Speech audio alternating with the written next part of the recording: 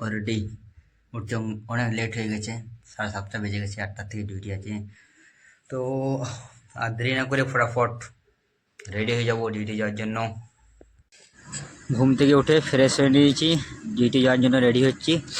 জামাটা পরে নিলাম, 8টার থেকে ডিউটি আছে, জেনারেলের শিফট।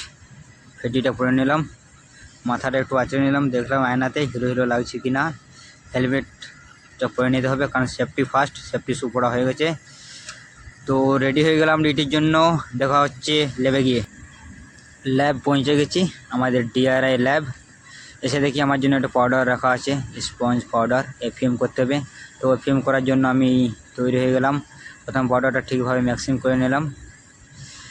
মিক্সিং করে নিতে হয়, তারপর এটা 0.1 সামথিং 2 এটা ওয়েট নিতে হয়, ওয়েট নেওয়া হয়। তো দেখা যাক সামথিং কতটা ওয়েট হয়।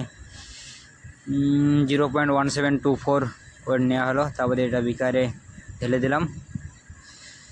তাহলে মার্কুরি ক্লোরাইড 3 গ্রাম দেওয়া হয়, এটা মিনিমাম আন্দাজ করে।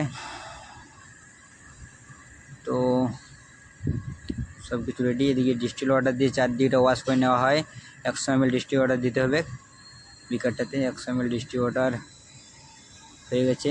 ওয়াশ গ্লাসটা ওয়াশ করে নিলাম, তারপরে ঢাকা দিয়ে বয়েল করার জন্য দিয়ে দিলাম। ওদিকে বয়েল হচ্ছে, তো তখন আমি বাকি কাজগুলো রেডি করে রাখছি। কোনো গেলে ফ্লাস্কটা ভালো করে ধুয়ে নিচ্ছি জল দিয়ে।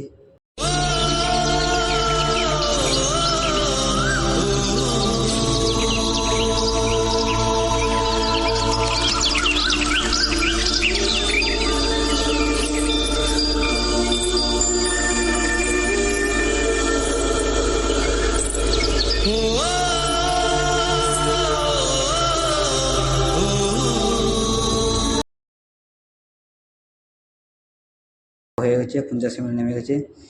তো ফিল্টার করে নেবো। এরপর ওয়াশ গ্লাসটা হালকা ডিস্টিল ওয়াটার দিয়ে দেবো, তারপরে ফিল্টার করে নিচ্ছি আমি। ফিল্টার করার সময় খুব সাবধান, যাতে বাইরে না পড়ে।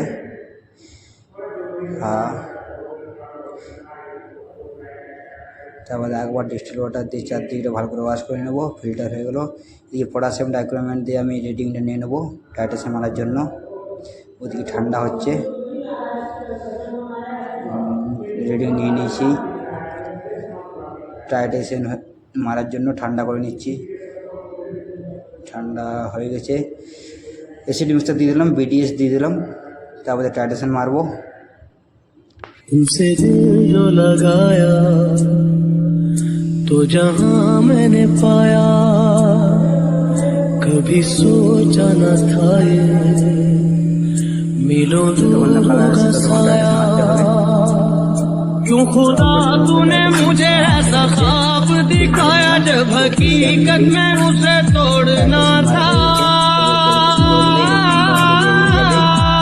ফেম হচ্ছে 7816। টাটা, বাই বাই, দেখা হচ্ছে পরের ভিডিওতে।